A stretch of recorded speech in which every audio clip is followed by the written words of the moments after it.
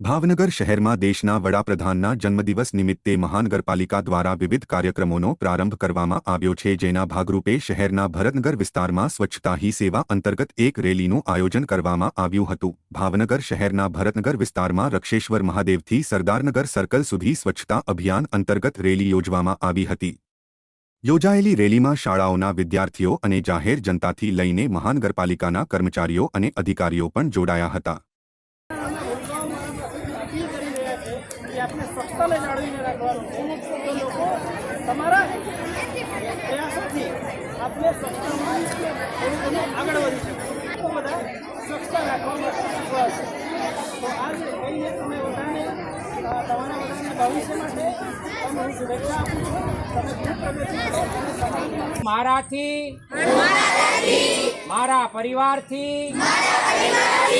મારી સોસાયટીથી મારી ઓફિસના નાગરિકો ગંદકી કરતા નથી અને કોઈને કરવા પણ દેતા નથી।